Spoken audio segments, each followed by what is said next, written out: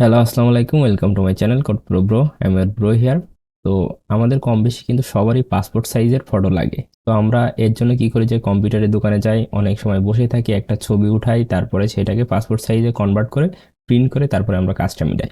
কিন্তু আপনি চাইলে কিন্তু এই পাসপোর্ট সাইজের ছবি আপনার ফোন অথবা কম্পিউটারে একেবারে 2 মিনিট বা 3 মিনিটের মধ্যেই করতে পারবেন। এবং 2 মিনিট বা 3 মিনিট কেন বললাম, কারণ এটা আপনার ইন্টারনেট স্পিডের উপরে নির্ভর করে। এবং আমরা দেখব যে আজকে কিভাবে আপনি ইন্টারনেটের মাধ্যমে আর্টিফিশিয়াল ইন্টেলিজেন্স বা মেশিন লার্নিং ইউজ করে আপনি কিভাবে করতে পারেন। তো আমরা একটা ওয়েবসাইটে যাব, চলেন আমরা ডিসপ্লেতে যাই। তো আমরা প্রথম গুগলে যাব, যাওয়ার পর আমরা এখানে লিখবো কাট আউট। তো এই দেখেন এখানে লিখেছি কাট আউট। কাট আউট লেখার পরে দেখেন এখানে আসবে cut out dot PRO, cut out pro.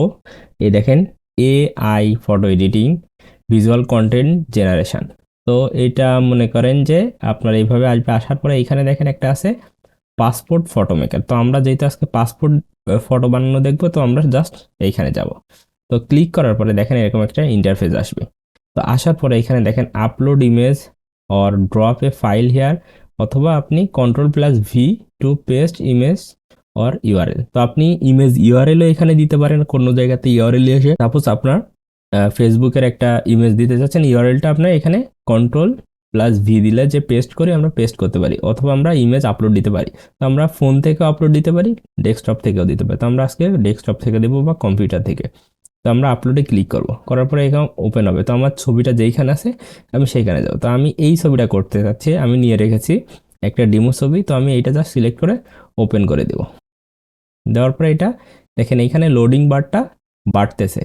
তো এইটা যতক্ষণ সময় লাগে ততক্ষণ এটা বাড়বে। তো দেখেন এখানে লোড নেওয়ার পরে এখানে আমার এইখানে একটা উইন্ডোজ ওপেন হবে। তো এই উইন্ডোজে কিন্তু আমাদের ছবিটা দেখাবে। তো এখানে দেখাচ্ছে না, কারণ আমার এখানে নেট স্পিড স্লো। তো আপনাদের এখানে যদি নেট স্পিড স্লো হয় তাহলে এমন হইতে পারে। তো আপনি এই দেখেন আমার এখানে অলরেডি চলে আসছে। তো এইটা কিন্তু আমি এইভাবে ক্লিক করে এইভাবে সরাইতে পারি, অথবা আপনি যদি ফোনে করেন তাহলে আপনি ফোনে টাচ করে আপনি পজিশন চেঞ্জ করতে পারেন আপনার ফটো। এবং একটা সুন্দর জিনিস দেখে, সেটা দেখেন আমি যদি জুম করে দেখাই। তো দেখেন আমাদের যে ছবির চুলের মধ্যেও কিন্তু আমাদের যে কালারগুলো ছিল সেইগুলো সুন্দরভাবে সিলেক্ট হয়ে আমার ব্যাকগ্রাউন্ড রিমুভ হয়ে গেছে। তো এইটা আপনি চেষ্টা করবেন সবসময় সলিড অবজেক্ট মানে হচ্ছে আপনার পিছনে কোনো দেয়াল অথবা এরকম সলিড জিনিস থাকে যেন। কিন্তু গাছপালা থাকলে একটু মাঝে মাঝে সমস্যা হতে পারে, যেহেতু আর্টিফিশিয়াল ইন্টেলিজেন্স এখনো অতটা অ্যাকুরেট হয়নি, কিন্তু এটা যথেষ্ট পরিমাণে অ্যাকুরেট আমি দেখেছি।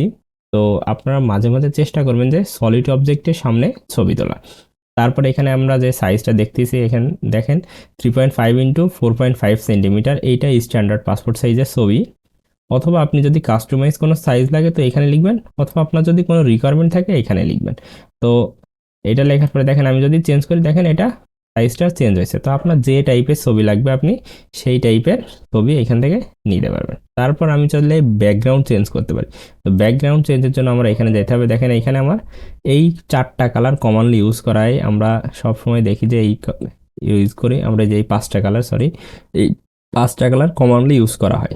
তো এই কালারটা আমাদের বাংলাদেশে সব থেকে বেশি চলে। তো আপনি যদি চান এই কালার নেবেন না, তাহলে আপনি এখান থেকে আপনার ইচ্ছা মতো একটা কালার বসাইতে পারেন।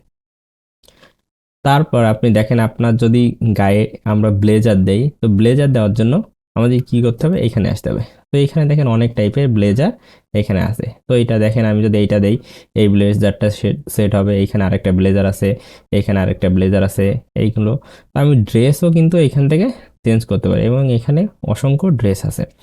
তো এখন আপনার প্রশ্ন হইতে পারে, যদি মহিলাদের হয় তাহলে তো এই ড্রেসগুলো হবে না। তার জন্য আমাদের কি আছে, এখানে দেখেন ওমেন্স আছে। তো ওমেন্সের যে ড্রেসগুলো আছে আপনি এখান থেকে দিতে পারেন। যদি বাচ্চাদের ছবি হয়ে থাকে তো বাচ্চাদের ড্রেস এইখানে আছে। তো আপনি চাইলে এখান থেকে এগুলো চেঞ্জ করে নিতে পারবেন। তারপরে আমরা কি দেবো, ডান দিব। ডান দেওয়ার পরে এখানে দেখেন আমাদের এটা ডান হয়ে গেছে। তো আমি কিন্তু এটা চাইলে পিএনজি ফরম্যাট অথবা জেপিজি ফরম্যাটে ডাউনলোড দিতে পারি। ঠিক আছে। তো আমরা এইটা এখন ডাউনলোড দিয়ে আমরা কম্পিউটারের দোকানে নিয়ে গেলে আমাদের কিন্তু প্রিন্ট করে দিবে।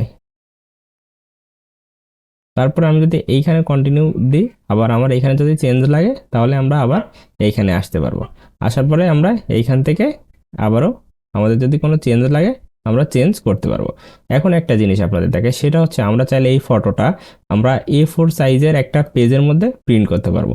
তো দেখেন আমরা A4 সাইজের পেজ যদি নেই, তো আমাদের এই ফটোটা কতগুলো ফটো প্রিন্ট হচ্ছে, এই যে এক এক লাইনে 3টা করে আমাদের এইখানে প্রিন্ট হবে। তো আমি চাইলে কম্পিউটারের দোকানে আমি এটাও নিয়ে যেতে পারি, যে আমি এই ফটো সাইজটা, পেপার সাইজটা দিয়ে দিলাম, আমার একটা ফুল পেপার সে আমাকে প্রিন্ট করে দিল। তো আপনারা এইভাবে এইখানে কাজ করতে পারেন। তো এখন যদি আমি ডাউনলোড এইচডি দেই, তাহলে আমার এইচডি কোয়ালিটি ডাউনলোড শুরু হয়ে যাবে। এইখানে দেখেন আমার এইখানে ডাউনলোড শুরু হয়ে গেছে, যে এখানে ডাউনলোড হয়ে গেছে। তো একটা কথা বলি, এখানে একটা জিনিস সব থেকে মজা, সেটা হচ্ছে এখানে এইচডি কোয়ালিটির ফটো ডাউনলোড করা যায় এবং এটার কোয়ালিটি খুবই ভালো থাকে। তারপরেও এখানে অনেক কিছু আছে, যেমন ইমেজ ব্যাকগ্রাউন্ড রিমুভার, তো আমরা এটা ইউজ করতেছি। ভিডিও ব্যাকগ্রাউন্ড রিমুভার আছে, তারপর ইমেজ ইনহ্যান্সার আছে, এনিমি ইনহ্যান্সার আছে, এআই ভিডিও এনহ্যান্সার আছে, ফটো কালারাইজার আছে। ফটো কালারাইজার নিয়ে যদি আপনাদের ভিডিও লাগে বলবেন। এটার কাজ হচ্ছে আপনি সাদা কালো অথবা আপনার পুরোনো দিনের কোনো ছবি দিলে সেটা নতুন কালার করে বা কালারফুল ছবিতে রূপান্তর করে দেবে। তো এটা নিয়ে যদি আপনাদের টিউটোরিয়াল লাগে অবশ্যই জানাবেন। তো এখানে অনেকগুলো আছে, আপনারা চাইলে এইগুলো দেখতে পারেন। এবং আপনাদের যদি এই টিউটোরিয়ালের মধ্যে কিছু বুঝতে অসুবিধা হয়ে থাকে অবশ্যই জানাবেন। এবং আমি আবার বলি, এটা কিন্তু আপনি আপনার ফোন থেকেও ইউজ করতে পারবেন, আবার কম্পিউটার থেকেও ইউজ করতে পারবেন। তো আজকের ভিডিও এই পর্যন্ত, দেখা হচ্ছে পরবর্তী ভিডিওতে। ততক্ষণ ভালো থাকবেন, সুস্থ থাকবেন। আসসালামু আলাইকুম।